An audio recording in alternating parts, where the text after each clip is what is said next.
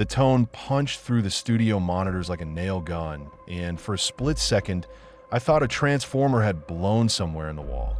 Then I looked up at the status bar, and it didn't say what it always said. It didn't say weekly test. It didn't even say EAS. It just went blank, like the system forgot the word for what it was doing, and the hairs on my arms stood up in that stupid animal way they do when your body notices danger before your brain does. I was alone in master control, third week on the overnight shift, the one they call easy because nobody's there to bother you, and the building feels like a dead mall after midnight. Tiny station, small town, dying ad money, equipment older than me that they kept alive with duct tape, zip ties, and the kind of prayers people say when they've already tried everything else. My job was supposed to be simple.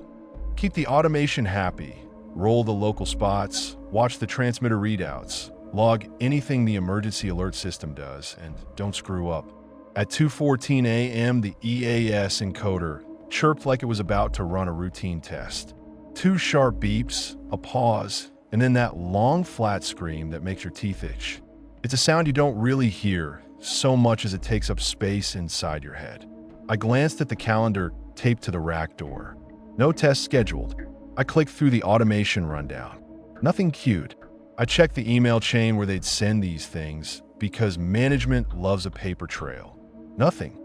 And then every monitor in front of me, program, preview, multi-view, even the crusty little confidence monitor in the corner, snapped to black with white text.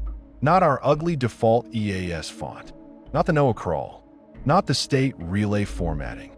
This was clean, centered like closed captions had crawled out of the TV and decided they were in charge now. No audio. Do not adjust volume. Do not cover your ears. Look straight ahead. I laughed because my brain had nowhere else to put it. It sounded stupid in the empty room, like I was heckling a ghost. My laugh died fast when I reached the fader to kill the audio, and my hand stopped. Not a hesitation. Not nerves. Not a cramp. A full, hard stop like someone had grabbed my wrist from the inside. My fingers hovered over the board, trembling, and they wouldn't go down. I told them to move. I told them to slam the mute, to hit the dump button, to do literally anything. Nothing. The meters showed dead silence. The program bus said it was muted. The speakers were off because I'd killed them earlier, so the commercials wouldn't make me want to stick a pin in my ear. And still the tone kept going, louder than the room, drilling straight through bone. The text changed. If you can read this, you are in the zone. Keep your mouth closed. Count your teeth. My jaw clenched so hard it hurt because my brain did exactly what it was told not to do. My tongue started tapping teeth like I was checking a fence line. 1, 2, 3, all the way back to the molars. I tasted metal, pennies, wetness along my gums where there shouldn't be wetness. It wasn't pain yet. It was like that moment right before a nosebleed, when your body gives you a warning it doesn't normally bother with. I broke whatever spell it was with pure dumb violence. I slammed my palm on the big red emergency cut. Our take everything off air now switch. It's not graceful. It's not a software mute. It kills output. It's the thing you hit if something starts playing that could get the station shut down. Every monitor went black. Real black. No text. No crol. No anything. The room went quiet so fast my ears rang. Then the phones lit up. Line 1, line 2, line 3. News desk. Sales. The hotline that exists because the FCC likes to pretend someone's listening.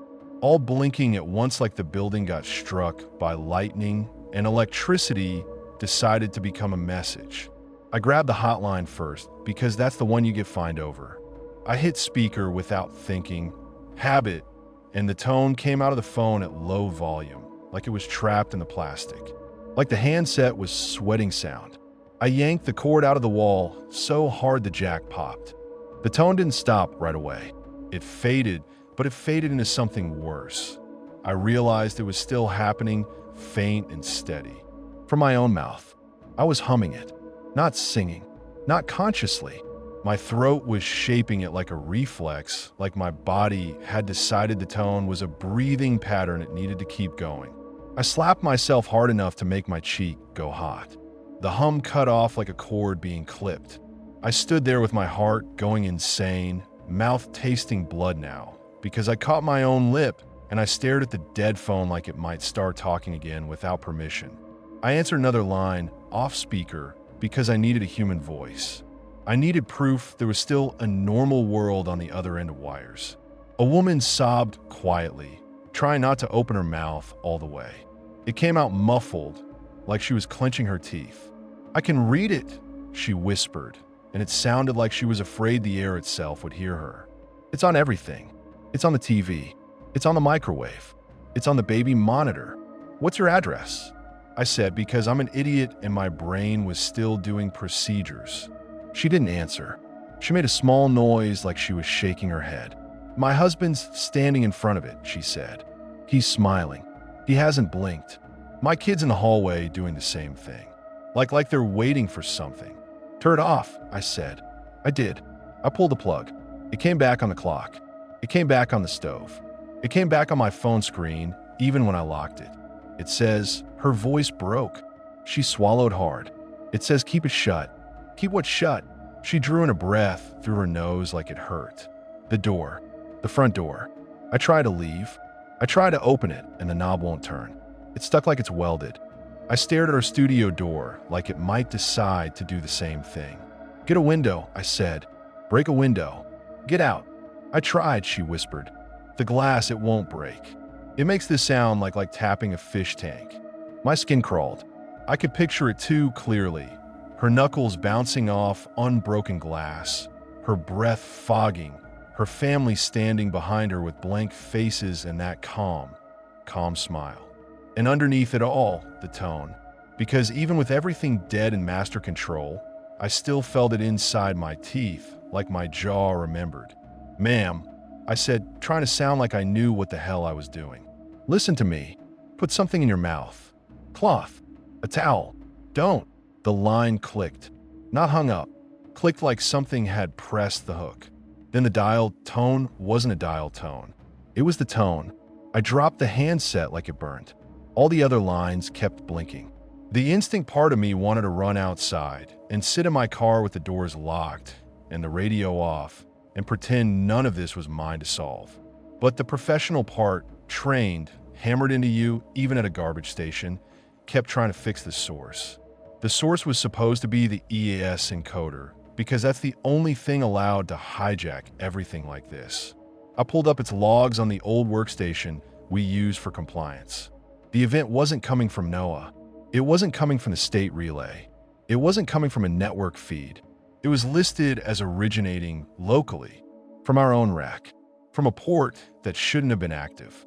Like the encoder had decided to broadcast something it found inside itself. My hands finally moved again, which made me want to scream with relief and also made me terrified, because if they could stop once, they could stop again.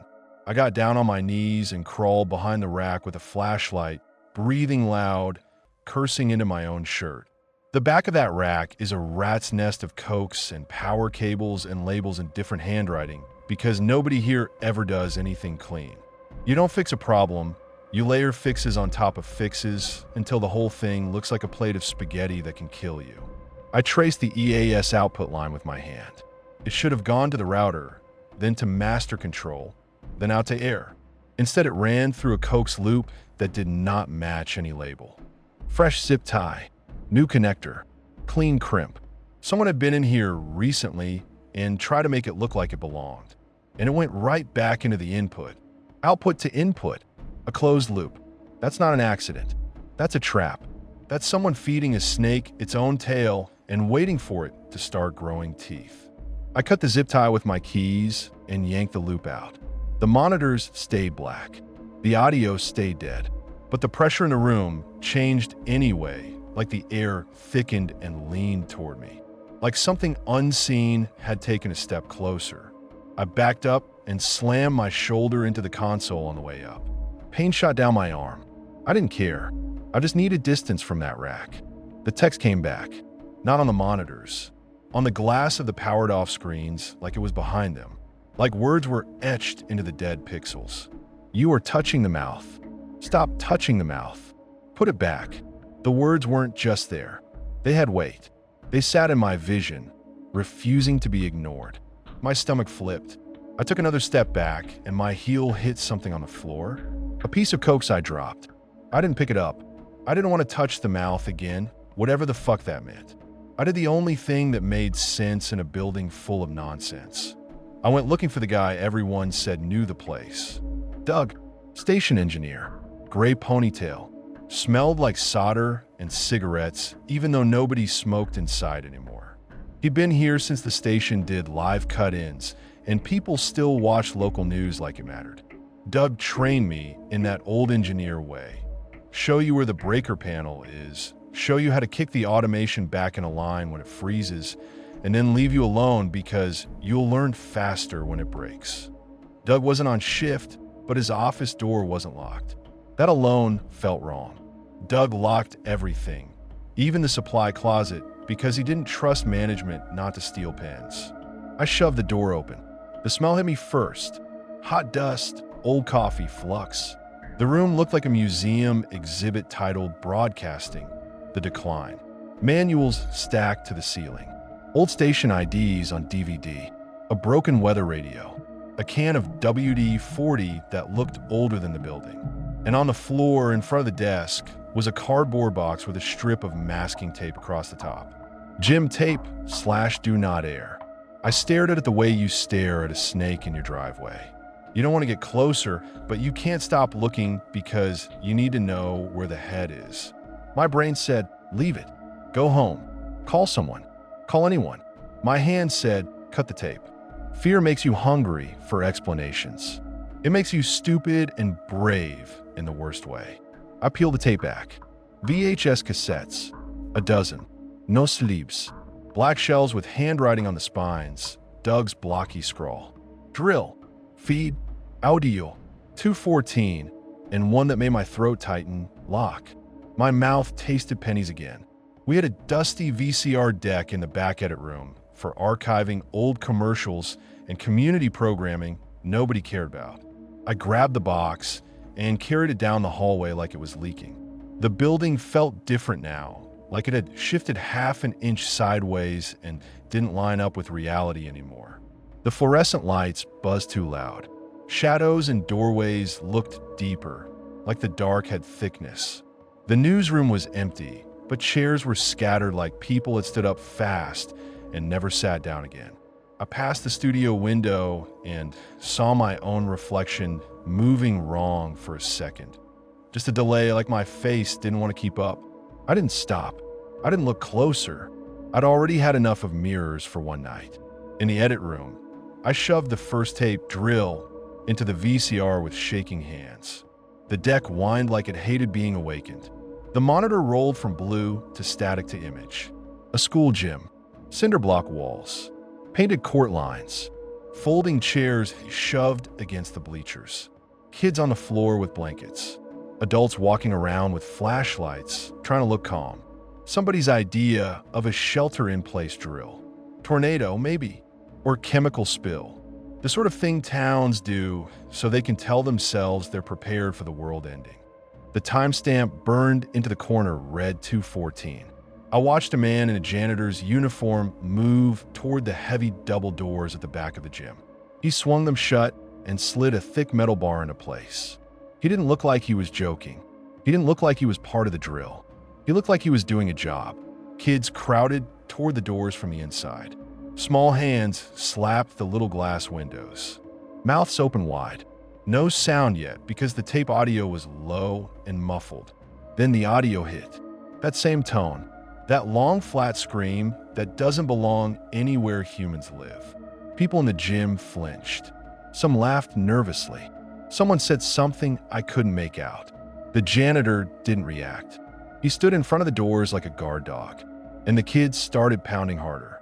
The camera shook. Whoever was filming backed up. Someone shouted off screen, panic creeping in, the way it does when an exercise stops feeling like an exercise. The crowd surged. Bodies pressed toward the doors. Kids tripped. Adults tried to pull them back and got shoved too. The tone kept screaming, and under it came the high, thin sounds of people who can't get enough air. It wasn't just screaming. It was the sound of lungs failing. The camera dipped low and caught the janitor's face for half a second. Blank. Not scared. Not angry. Fixed. Like he was listening to something else. I leaned closer without meaning to. My hands rested on the edge of the console. My throat tightened. Then the tape glitched. The image tore, rolled, and for half a second there was a black slate with white text. Look straight ahead. Count your teeth. I jerked back so hard my chair hit the wall. My mouth started counting again without permission. My tongue hit each tooth like a metronome. The taste of pennies flooded back, and this time it came with pain because my tongue scraped hard against my gums like it was checking for something missing. I bit down on my own tongue to stop it. Sharp pain. Warm blood. The copper taste got stronger, thick, and real now. I slapped eject. The tape clacked out and sat there like a dead animal with its guts hidden inside. I couldn't make myself touch it again, so I used a pin to nudge it back into the box like that would somehow make it safer. I sat there breathing through my nose, blood pooling under my tongue, eyes watering. I didn't need more context. I didn't need to watch the whole thing. Whatever that recording was, it wasn't just footage of a drill. It was an event that had teeth in it, and the teeth were in the tone. And somebody Doug knew, had kept it. Someone had labeled it, stored it, and for some reason, tonight, it had crawled out of its box and into our equipment. I grabbed another tape because my brain kept demanding a why, like a why would help. The next one was labeled feed. I shoved it in, half expecting my hands to freeze again. This tape started in a room that looked like a basement. Concrete walls, exposed pipes, a folding table with a TV on it. People standing around like they were waiting for news. The same tone played from the TV speakers. One man on camera kept his mouth shut, so tight his jaw muscles jumped.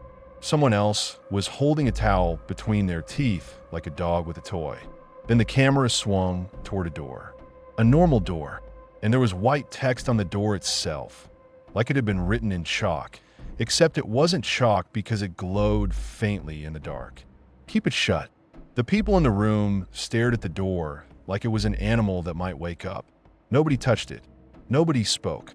The tape glitched, and the same centered caption appeared over the whole frame. If you can read this, you are in the zone. I slammed stop. My hand shook so hard the button clicked twice. My phone buzzed in my pocket, and I almost threw it across the room. I yanked it out and saw a string of missed calls from unknown numbers, all within the last minute.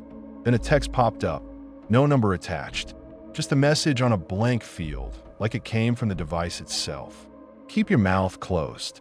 I stared at it until my eyes blurred. I didn't want to open my mouth. I didn't want to breathe wrong. I stood up so fast the chair tipped, grabbed the tape box with both hands, and marched back to master control like I was going to shove it into Doug's face and demand answers from a ghost. But Doug's office was still empty. I called his cell, straight to voicemail. "Doug, it's me," I said, and the second I said his name, I felt stupidly guilty, like I'd done something dangerous by putting sound into the air. "Call me back. Now. Something's wrong with the EAS. Something's." My throat tightened again, and I stopped. I didn't leave a longer message. I didn't explain. I hung up because my instincts were screaming about names and handles, and I didn't even know why. I called the station manager. Voicemail. I called the news director. Voicemail. I called anyone whose number I had. Nobody picked up. The hotline blinked again, even though I'd ripped the cord out. It blinked anyway, like the light had its own power source. I walked over and stared at it. I didn't touch it. The light blinked in a pattern. Slow, fast, like it was trying to get my attention in a language I didn't speak. I went back to the compliance workstation and pulled up the encoder logs again. New events were still registering, even though I'd yanked the looped cokes. Messages triggering and immediately clearing like the system was breathing. Origin, local. Every time, I swallow blood and try to think like a normal person. If this thing was on air, it wasn't just my problem. It was a public emergency. There were rules for that. There were phone numbers. I called 911. The dispatcher picked up on the second ring. and her voice sounded tired in that way people sound at 2 a.m. when they've been listening to drunk fights and car alarms. 911. What's the address of your emergency? I almost said the station address. I almost said my name. I almost dumped everything out like a confession. Then, behind her, faint through the line, I heard the tone. Not loud, not obvious, just there, like an insect whine in the background of a room. I froze. She paused too, like she'd heard something in my breathing. What's going on? She asked, voice tighter now. Our emergency alert system, I said, and try to keep it simple. It's something's hijacking it. People are calling. They're saying their doors won't open. They're seeing messages. A beat of silence. Then she spoke like she was choosing each word carefully. Are you at the broadcast station? Yes. Are you alone? Yes. Do you see the message? My skin prickled. Yeah. What does it say right now? I looked up at the dark monitors. They were still black. Nothing on them. But the words lingered behind my eyes like a bruise. I opened my mouth to answer anyway, and the second I did, the wall above the console, plain painted drywall, showed white text like it was being projected from the inside. Stop talking about it. Stop using names. Names are handles. My stomach dropped. The dispatcher said my name. Not my full name. Just my first name, like she'd read it off caller ID or a database. And the second she said it, the tone in my teeth spiked like someone had turned a knob. I hung up without saying goodbye. I stood there in master control, shaking, with a box of tapes on the counter in a room full of dead equipment that felt more awake than it ever had when it was working. The station's big steel back door clicked somewhere down the hall. Not a slam, a click, like someone had tested it. I swallowed hard and kept my mouth shut. The crawl returned, not on a screen. There were no screens on, but on the glossy surface of the console itself, faint white letters floating where my hands rested. The shelter is closed. The shelter is dry. We need it wet. I stared at that last line until my eyes watered. Dry? Vet? What the hell did that mean? Then I remembered something from training, a throwaway comment Doug made while smoking outside the back entrance because he wasn't supposed to smoke inside. He'd pointed at the EAS rack and said, "That thing's basically a mouth. It listens, it repeats, doesn't care what it repeats. Treat it like a mouth and don't feed it garbage. Treat it like a mouth." You are touching the mouth. My skin crawled again. If the station was the mouth, then the transmitter was the throat. If I couldn't stop the mouth from trying to speak, maybe I could cut its throat. Kill the signal. Go dark. No crawl. No tone. No relay. It wouldn't fix whatever was happening in people's houses, but it might stop it from spreading from our station. It might stop me from becoming whatever the message was threatening. My hand shook as I grabbed my keys. I didn't turn the monitors back on. I didn't try to fix the encoder. I didn't do anything by the book because the book wasn't written for this kind of night. I grabbed the bolt cutters we kept by the back door for cutting padlocks when management lost keys. I grabbed my flashlight. I shoved the tape box into a cabinet and slammed it shut like that could trap it. Before I left, I looked at the studio cameras, PTZ cams aimed at empty sets. The little red tally lights were off. Then one of them blinked on. Just one, like something had decided it was being watched and wanted me to know it was watching back. I didn't look longer than that. I just walked out, jaw clenched, mouth shut, heart punching my ribs. Outside, the parking lot was empty, wet with dew, and the air felt wrong. Too still. The kind of still you get before a storm rolls in. I got in my car and started it. The radio came on automatically like it always does. And the tone came out of the speakers. Low volume, but perfectly clean, like the station was inside my dashboard now. I slapped the power button so hard it nearly cracked. Silence. But the vibration in my teeth didn't stop. It just got quieter, like it was waiting. The drive out of town took 10 minutes. It felt like an hour because every digital sign I passed started doing weird shit. Gas station price board. Normal, normal, then a black flicker and white text for a split second. Look straight ahead. Pharmacy LED sign. FLU shots today, then a flicker. Keep your mouth closed. Bank clock. Time temperature then black. Count your teeth. I kept my eyes on the road and my hands locked on the wheel. I didn't check mirrors. I didn't look at side streets. I drove like I was being guided by rails, and any glance away would derail me. The transmitter site sat on a hill behind a chain-link fence, a squat concrete building with a metal door and a keypad. I've been there once during training, midday, bright sun, Doug making jokes about raccoons living under the platform. At night, it looked like a bunker. My headlights swept across the fence gate and my stomach dropped hard. The gate was open, not cut, not broken, not bent, just open like someone had left it for me. That's the detail that made it real in a way the text and tone hadn't. Because it wasn't spooky, it wasn't theatrical, it was practical. Someone wanted me to go in. I almost turned around right there. I almost did. I could feel my foot twitch toward the gas. I could feel my brain screaming, "This is a bad idea. You don't fix haunted transmitters. You call someone, you leave, you live." But then I pictured that woman whispering about her front door, about the glass that wouldn't break, about her family, standing there smiling and not blinking. I pictured hundreds of people staring at screens, mouths closed, teeth counting. If I left the signal up, I'd be the guy who ran away and let it keep talking. So I parked, grabbed the bolt cutters, and walked through the open gate like an idiot walking into a trap he can already see. The hill was quiet except for crickets and the low hum of power equipment. The concrete building sat there with no windows, just a metal door and a keypad. The keypad screen was dark. I punched the code anyway. It unlocked on the first try even though I know I fat-fingered it. It accepted the wrong input like it wanted my hands on it. Inside, the transmitter room hit me with warm air and fan roar. Racks of equipment blinked. The smell of ozone and dust, hot metal, that faint electric tang like a storm trapped indoors. The HVAC whined in the ceiling like it was tired of breathing.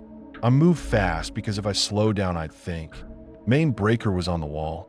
Big handle, labeled with a warning about shutting down during broadcast unless authorized. I didn't give a shit about authorized. I grabbed the handle and yanked it down. Everything died. Fan roar collapsed into silence. Blinking lights winked out. The whole room went dead, like someone had pulled the plug on a life support machine. For half a second, I felt relief so sharp it almost made me dizzy. Then I heard it. The tone. Not from speakers, not from equipment, from the concrete itself, faint at first, like a vibration underfoot. It climbed up through my shoes, into my legs, into my teeth, into the base of my skull. Like the building was humming it because it didn't need electricity to remember. I stood there with my hands still on the breaker and try not to breathe wrong. When I blinked, the crawl showed up on the inside of my eyelids. Put it back. Put it back. The door is dry. We need it wet. I didn't understand the last line until something dripped onto my shoe. Warm. Thick. I looked down and saw a dark spot spreading on the concrete near the base of the nearest rack, pooling like someone had spilled oil. But it didn't smell like oil. It smelled like metal and rot, like a mouth that's been closed too long. The puddle crept like it had time, not splashing, not running, just spreading in a slow, patient oval under the rack, thick enough to reflect the dead LEDs as little dull stars. I crouched without thinking, then stopped halfway down because the words had trained me. Stop touching the mouth. My breath came loud in my nose. I kept my lips pressed together hard enough to hurt. The puddle wasn't coming from a pipe. No overhead drip. No wet stain on the ceiling. It looked like the concrete itself was sweating. I backed away from it, heel to toe, and my boot squeaked. In the silence, that squeak sounded like a gunshot. The tone inside my skull jumped in response, like it was pleased I'd made noise. I forced myself to swallow. The blood under my tongue had cooled and thickened. It tasted like rust. I pulled my shirt collar up and covered my mouth like that would keep anything out. Then I stepped around the rack and aimed my flashlight at the base. There was a seam in the concrete I didn't remember from the day Doug brought me here. A thin line that ran in a rectangle around the racks like the floor was a lid. The puddle had found that seam and was filling it. My light caught something else too, tiny scuffs on the bolt heads, clean metal showing through paint. Recently disturbed. Someone had taken those bolts out and put them back in. A lid. A hatch. The shelter is closed. The shelter is dry. We need it wet. My stomach tried to climb out of my throat. I looked at the breaker again, like flipping it back on might reset reality. But the building felt alive now in a way it hadn't when it was powered. Like cutting the electricity didn't kill it, it just removed the disguise. My phone buzzed again. I didn't want to look. I did anyway, because fear makes you check your own leash. The screen lit with another numberless text. Don't call a hatch. Don't call a door. Words are handles. I held the phone at arm's length like it was contaminated. My thumb hovered over reply, and I caught myself. Talking back felt like stepping closer. I pocketed it and tried to focus on the only thing I could control, physical hardware. If this was coming from a station, from our EAS loop, from the transmitter, maybe killing the transmitter wasn't enough. Maybe I needed to isolate the encoder itself. Maybe I needed to cut it from anything that could carry it. But the encoder was back at the station, and I was standing alone in a bunker with a sweating floor and a sound that lived in my teeth. My jaw clenched harder. No mouth, no names, no handles. I did the next dumb thing anyway. I searched the room for a water source because the message had shoved what into my head like a nail. There was a little sink in the corner, the kind meant for washing hands after handling grease. There was a plastic jug of distilled water on the shelf, half full, used for humidifiers and cleaning. There was a mop bucket. There was an ancient fire extinguisher. Nothing that explained a warm, metallic puddle blooming out of concrete. My flashlight beam swept across the far wall and caught a clipboard hanging by the door. A log sheet. Doug's handwriting again, the same block letters. Transmitter site checklist. Weekly, monthly. EAS passed through verify. Most of the entries were normal. Voltages, temperatures, fans okay, filters changed. Then, 2 weeks ago, in fresh ink, a line that wasn't on the checklist. Shelter humidity, low. Remedy applied. I stared at it until my eyes started to ache. Remedy, applied. I flipped the clipboard over. There were more notes on the back, like Doug had run out of space and kept writing anyway. Don't let it dry out. Dry makes it loud. Wet makes it sleep. Keep it sleeping. My throat tightened so hard, I felt like I'd swallowed a fist. Doug had known. Doug had been down here at this transmitter site, doing something to keep something humid, doing something to keep something sleeping. And now it was awake. I stepped closer to the rack again, careful to avoid the puddle. The seam line in the floor became obvious once you saw it. A rectangle about the size of a big office desk. The racks sat right over the center of it, like deliberate camouflage. My hands hovered over the rack frame. I didn't want to touch the mouth, but I needed to see if it moved. The rack wasn't bolted to the floor the way it should have been. It shifted a fraction of an inch when I pushed lightly. That shift made the tone in my head pulse once, like a heartbeat responding. I took my hands away fast. Something scraped under the floor. Not loud, a slow drag, like a heavy thing turning over in mud. My body tried to run. My legs went tight. My shoulders went hot. But my feet stayed planted because panic has this cruel trick where it glues you in place just long enough to make sure you witness the worst part. The puddle swelled. It climbed the seam line in a smooth curve, as if the hatch lip were slightly lower there. It looked almost intentional, like the floor was designed to channel liquid into that rectangle. The smell got stronger. Not just metal, something sour under it. Breath. A closed space that hadn't been open in a long time. I backed toward the door, and my hand found the knob. Cold metal. Normal. Human. A thing I understood. I turned it. It didn't move. Not stuck from rust. Not jammed. Just stopped. Like the woman's front door. My pulse slammed into my ears. I tried again, harder. Nothing. I leaned my shoulder into it. The door didn't flex. The hinges didn't creak. It felt like I was pushing against a wall. I pulled my hand away and stared at it, panting through my nose. My phone buzzed. Keep it shut. I didn't need to look. I knew. My flashlight beam shook as I swung it around the room. I looked for another exit like a trapped animal. There wasn't one. No windows. No vents big enough. Just concrete and a single sealed door that suddenly didn't believe in doors anymore. I stood there, locked in, with the breaker off, with the wet floor, with the hatch seam with the tone. A thought hit me so hard it made my knees feel hollow. Maybe I wasn't trapped with it. Maybe it was trapped with me. The scraping under the floor came again, closer to the seam. Then the seam burped a bubble, like air forcing its way up through liquid. The bubble popped. The tone in my teeth spiked. I did the only thing I could do that didn't involve my voice. I moved. Fast.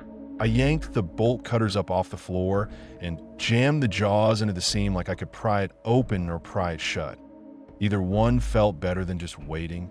The cutters bit into the seam and slipped, metal on concrete, sparks tiny and bright in my flashlight beam. The sound of metal scraping concrete made my stomach twist. Under the floor, something scraped back, matching the rhythm. Like call and response. I froze, bolt cutters still wedged in the seam. The puddle quivered. Then the seam flexed. Not the concrete. Something beneath it pressing up. A faint bulge rose along the rectangle edge, like rubber under a blanket. My skin went cold all over. I jerked the cutters free and stumbled backward until I hit the rack with my hip. The rack shifted again. The scraping beneath the floor stopped. In the sudden stillness, I heard something else. A soft, wet clicking like a tongue moving behind teeth. And then, this is the part that makes me feel insane every time I think it. The smell changed. It became familiar. Not like metal. Not like rot. Like warm breath and old coffee. Like Doug. My eyes snapped to the clipboard again. His handwriting. His notes. His remedy. My brain tried to make it simple, to make it human. Doug built some weird humidity control system. Doug made a sealed compartment. Doug stored something down there. Doug left the gate open. Doug didn't answer his phone. Doug's office had the tapes labeled lock. I felt the world tilt toward one ugly, obvious conclusion. Doug had fed it. My phone buzzed again. This time it wasn't a text. It was an incoming call. The caller ID read, Doug. My mouth went dry. My lips wanted apart. My tongue wanted to shape his name. The warning flashed behind my eyes. Names or handles. I didn't answer. The phone kept ringing anyway, loud in the silent bunker. Each ring felt like a shove against my teeth. I let it ring out. The moment it stopped, the tone came back stronger inside my head, like punishment for refusing. Then the phone buzzed with a voicemail notification. My thumb hovered, shaking. I didn't want to, but the urge to know was worse than fear. Knowing at least gave me something solid to hate. I hit play, keeping my mouth clamped shut like it mattered. Doug's voice filled the tiny speaker. He sounded like he was whispering in a closet. Breath tight, words clipped. If you're hearing this, you already saw it, he said. Don't talk to it. Don't name it. Don't say my name either. I'm sorry. I'm. A wet sound like he swallowed wrong. Like something was in his throat. I tried to keep it asleep, Doug whispered. The transmitter's the throat, the encoder's the mouth, and the shelter is the stomach. That's the whole damn system. It's not wires. It's plumbing. He laughed once, quietly, without humor. I could hear his teeth click. I found it under the old relay building, he said. Before we moved here, they bricked it in. They left it like you leave a pit in the yard because the dog fell in once and you don't want to remember. His breathing got rough. It likes patterns, Doug continued. It likes loops. It likes anything that repeats until it becomes a habit. That's what the EAS is, if you think about it. It's a habit in the air, a ritual. The tone bled faintly into the voicemail, like it was bleeding into his recording from wherever he was. I kept it wet, Doug said. Kept it humid. Kept it quiet. Because dry makes it hungry. Dry makes it loud. But I got tired. I got old. Management kept cutting budgets. You can't buy dehumidifiers, then you can't buy filters, then you can't buy time. His voice trembled. And then I did something stupid, he whispered. I made a loop. Just a little one. Enough to keep it occupied. enough to keep it chewing its own tail. He inhaled shakily, but it learned. It got bored. It wanted a new loop. It wanted a bigger mouth. A pause. A soft thump in the background like someone bumping a wall. If you're at the transmitter's site, Doug whispered, "Don't open the shelter. Don't pry it. Don't." His voice changed then. It went flat. "Calm. But you might have to," Doug said, like he was reading a script now. "Because it's dry, and it needs to be wet." The voicemail ended with a click. My hand was shaking so hard I nearly dropped the phone. Doug's voice. Doug's warning. Doug's sudden calm at the end, like something had stepped in and finished his sentence for him. I stood locked in a bunker, staring at a sweating floor, and the truth settled in me like lead. The messages weren't random. They were instructions, training, conditioning, a loop for people. Don't cover your ears. Look straight ahead. Count your teeth. Keep your mouth closed. Teach a human body to obey without thinking. Because a human body is a better transmitter than a steel tower when you want something to travel. I squeezed my eyes shut hard and tried to breathe slowly. Nose in, nose out, no words. The tone under my skull pulsed like it matched my heartbeat now. It felt synchronized, like my body had been drafted into the broadcast. I opened my eyes, and the flashlight beam landed on the distilled water jug on the shelf. Half full, clear, simple. Wet makes it sleep. I didn't believe that. I didn't trust anything Doug had touched, but I had nothing else. I grabbed the jug and carried it toward the seam, careful not to step in the puddle. The jug sloshed softly, and the sound made my stomach twist because it felt like feeding time.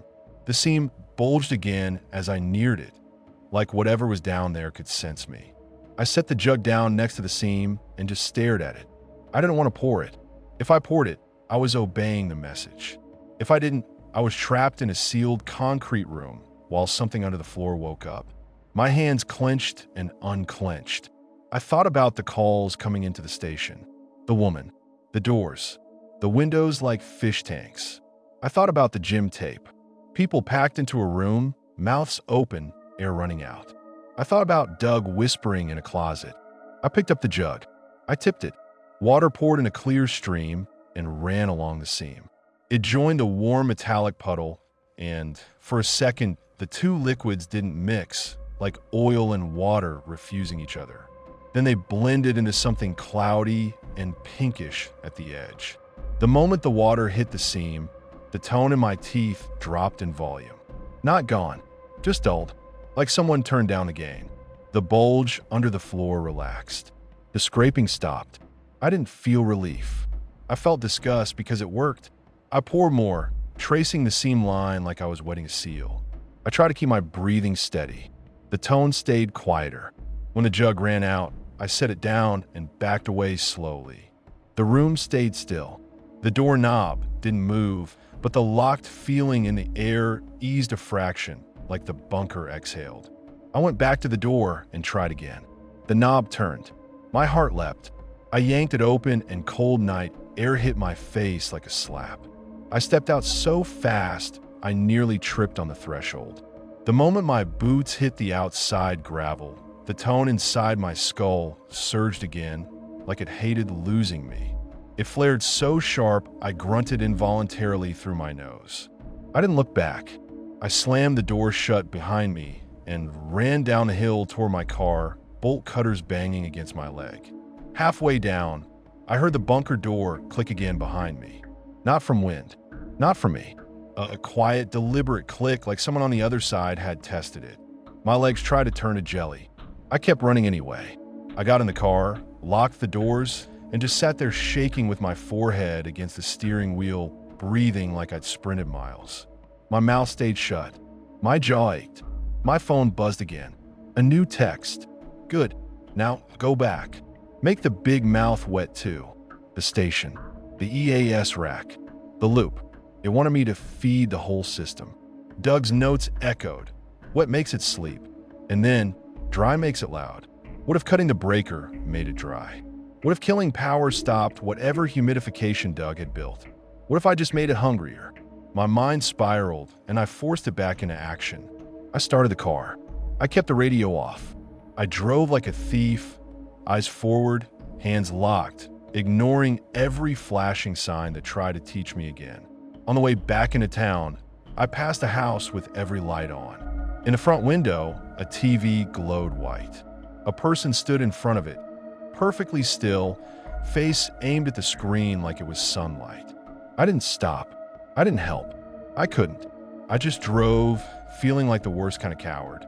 When I pulled into the station lot, the building looked normal from the outside. Dark windows, quiet, a faint glow from the emergency exit sign. The kind of place you'd never suspect could swallow a town.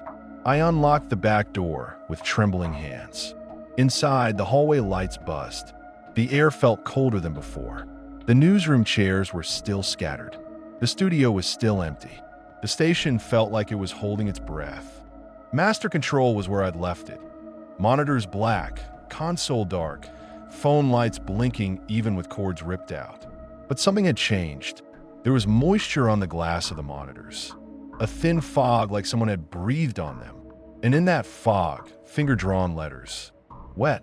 My throat tightened. I didn't touch the monitors. I didn't touch the rack. I went straight to the cabinet where I'd stuffed Doug's tapes and yanked it open. The box was gone. My blood went cold. I stood there staring at the empty cabinet, trying to understand how an object could move in a locked building with no other people. Then I heard a faint whir from the edit room down the hall. The VCR, running. My legs moved before my brain caught up, like something yanked me by a string. I pushed into the edit room and saw the old monitor glowing with static and image. A tape was playing. Not one I put in. The label on the spine, visible through the VCR window, read, "Lock." The image on the screen wasn't a gym or a basement. It was my master control room. My exact angle, like a camera mounted in the corner. I watched myself standing in the edit doorway, watching myself. A delay of maybe half a second. I felt my skin crawl so hard it hurt. On the tape, the me on screen shifted slightly, mouth closed, eyes wide. Then the on-screen me raised a hand and pointed, not at the camera, at the ceiling above me. I didn't want to look up. I did anyway. There was a ceiling tile slightly misaligned above the edit bay, a corner sagging like it had been lifted recently. A wet spot spread along the edge like a stain.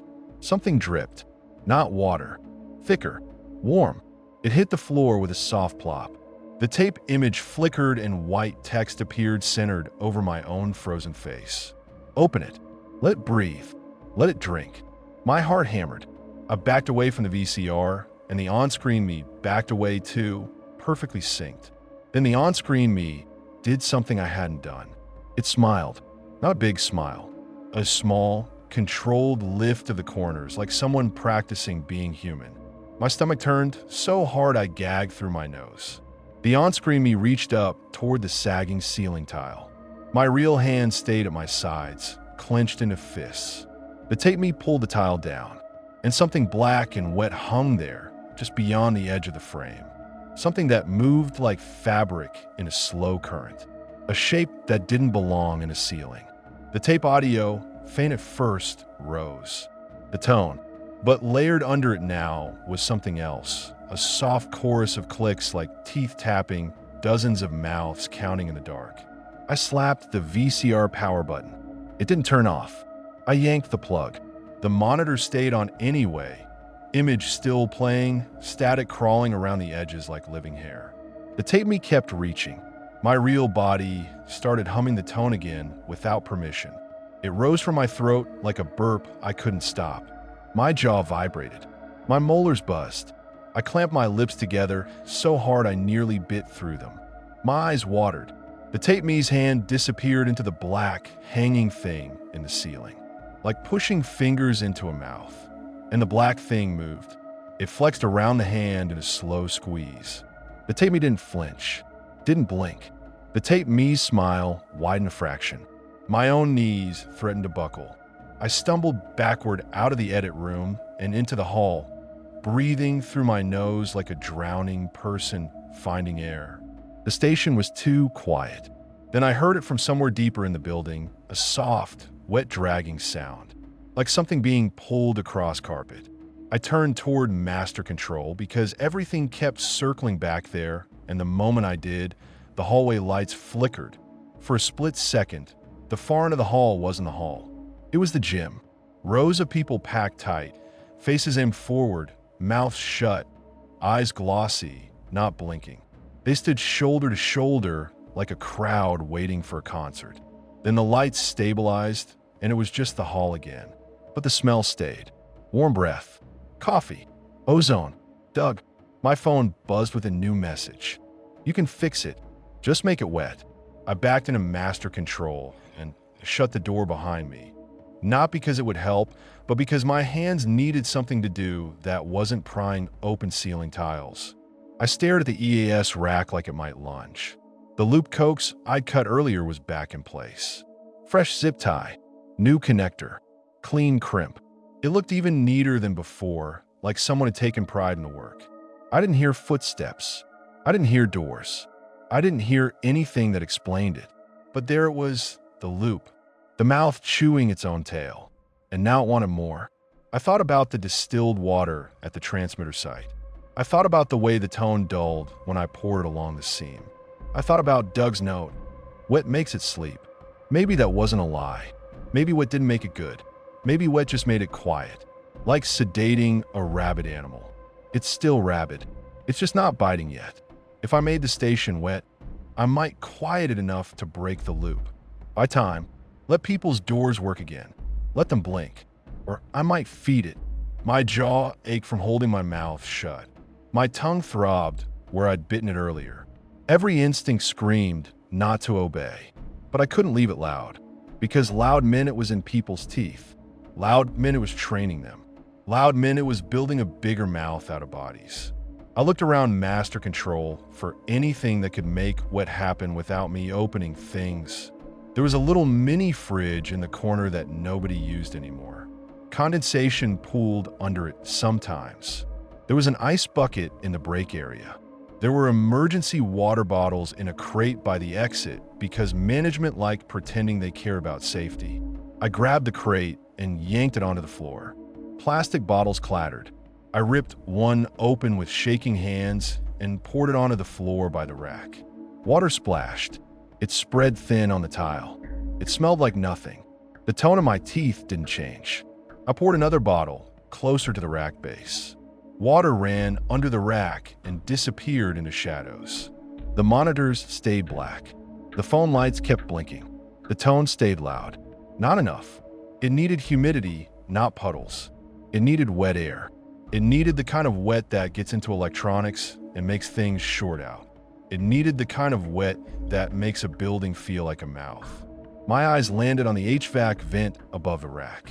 The ductwork. The cold air feed. And then I remembered something I'd seen in Doug's office months ago. Something I thought was just Doug being Doug. A cheap ultrasonic humidifier sitting on a shelf, still in a box, labeled "Do not plug into station power." Like a joke, like a warning.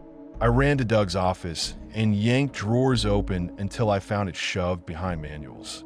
Humidifier. Brand new. Still taped shut. My hands shook as I carried it back to master control. Plugging it in felt like lighting a candle in a gas leak. But I did it. The humidifier whined to life and started pushing a thin stream of white mist into the air. For a moment, nothing happened. Then the tone of my teeth softened just slightly, like the volume knob turned down a notch. My chest loosened a fraction. My eyes stung. The fog from a humidifier drifted toward the rack, curling like breath. The air in master control began to smell sweeter, almost. Not good sweet, sick sweet, like something trying to cover rot with perfume. The phone lights stopped blinking. All at once, they went dark. The monitors, still black, suddenly showed faint white text, like it was surfacing from deep water. Good. My stomach dropped anyway because that good didn't feel like I'd done something right. It felt like I'd given a treat to something that bites. The text updated. Now open the rest. Open the little doors. Let it have the whole house. Little doors. Hatches. Panels. Ceiling tiles.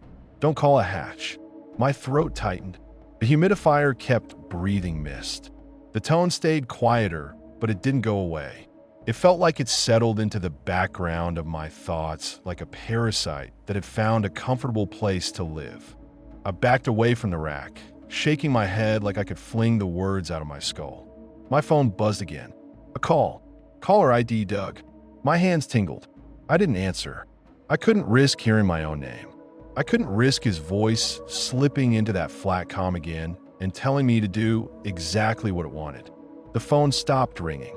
The station intercom crackled. We never used it overnight. It was wired to the studio and the lobby and a couple of back rooms, mostly so the producer could yell at someone when things were busy. Now it crackled like someone had keyed a mic. Then Doug's voice came through the ceiling speaker, tinny and close, like he was in the ductwork. "Hey," he said, casual, friendly, like it was a normal night and he just remembered something. My skin went icy. "I know you're in there," Doug said. "Good job with the humidity." "That's smart." That's what I did too. I pressed my palms against my ears. The message had said not to cover them. I didn't care. I couldn't let the voice in. But the sound didn't come through my ears only. It vibrated in my teeth. Doug chuckled softly. "Doesn't help, does it?" he said. "It's in the bones, in the hard parts. That's why it likes teeth." I tasted blood again. "It's okay," Doug said. "You're okay. Just don't fight it. Don't make it loud again. Loud hurts everybody." My knees shook. I kept my mouth shut and backed toward the exit door. The knob felt normal. I turned it. It didn't move. The speaker crackled again with Doug's breathing. "See," Doug said gently, "we keep it shut. We keep it wet. We keep it sleeping. That's the deal." My eyes darted to the monitors. New text. The deal. The loop. The routine. Doug's voice continued. "Too calm. Too rehearsed. I didn't mean to hand it to you like this," he said. "I really didn't. But I got tired. And it started wanting more. It started wanting a bigger mouth." My stomach clenched. "It can't move," Doug said. "Not far. Not without help. It needs a system. It needs a broadcast. It needs people to carry it." I squeezed my eyes shut hard and leaned against the wall, breathing through my nose so hard it hurt. "Look," Doug said, and his voice shifted slightly, like he'd leaned closer to the intercom mic. "It'll stop if you give it what it needs. Not much. Just enough. Moisture. Quiet. A loop to chew." He paused. "And one more thing." The tone in my teeth rose again. Doug said, "Open your mouth." My whole body flinched. The monitors flashed with the same command. "Open your mouth." I pressed my lips together so hard my jaw muscles cramped. My tongue curled back, trying to hide. Doug sighed through the speaker. "You already did," he said, "when you tried to call for help, when you listened to my voicemail, when you watched the tape. You've been opening it all night." The words landed like a punch because they were true. Doug's voice softened, almost pitying. "It just wants to borrow it," he said. "It doesn't want you. It wants the mouth." The humidifier hissed, breathing mist like an animal. The tone steadied in my skull. My heartbeat tried to match it. I realized with sudden clarity that the humidifier wasn't just making the air wet. It was making the station feel like that bunker, like that seam, like that shelter, like I brought the shelter up here. And if the shelter was the stomach, then master control was about to become the mouth. I did the only smart thing I'd done all night, and it didn't feel smart so much as desperate. I went for the fire extinguisher. Red canister, hanging by the door. I yanked it off its hook, pulled the pin, and aimed it at the EAS rack. Not because I thought fire was the problem, because I wanted cold, dry chemical everywhere. I wanted to foul the mouth, clog it, blind it. I squeezed the handle. White powder blasted out in a thick cloud and coated the rack, the cables, the console. It filled the air, instantly turning the damp mist into a choking mess. The humidifier sputtered. The monitors flickered. Doug's voice cut off mid-breath. The tone of my teeth spiked, sharp, angry. The text on the monitor flashed fast, jerky, like it was losing its grip. "Dry, dry, dry." The doorknob behind me clicked. Unlocked. I didn't think. I ran. I shoved the door open and sprinted down the hallway, extinguisher clanging against my leg, powder trailing behind me like snow. The newsroom lights flickered as I passed. The studio camera tally light blinked on again. I didn't look. I hit the back exit and burst into the parking lot, gulping air through my nose like I'd been underwater. My car sat under the lot light like salvation. Then I saw something standing beside it. A man-shaped silhouette, hunched slightly, head cocked. Doug, or something that wore Doug's posture. The lot light buzzed and flickered. In that stuttering glow, I saw details: gray ponytail, work shirt, hands in pockets. But his face was wrong in a way my brain didn't want to process. Like it had too many still parts. Like the skin sat too smooth over the bones, stretched. His mouth was closed. So closed it looked sealed. I stopped dead, chest heaving. The silhouette took a step closer. My car door clicked, unlocked, like it was inviting me. Doug, thing, tilted its head a little more friendly. And in my skull, the tone dulled into a soft, coaxing hum. A lullaby. My phone buzzed one last time. A numberless text. Come home. I stood there shaking in the cold night air, powder on my hands, tongue bleeding, jaw cramped from staying shut, and I understood the real trap. It didn't need to drag itself out of a bunker. It didn't need to crawl through a ceiling. It needed me to take it somewhere new, to carry the mouth, to be the broadcast.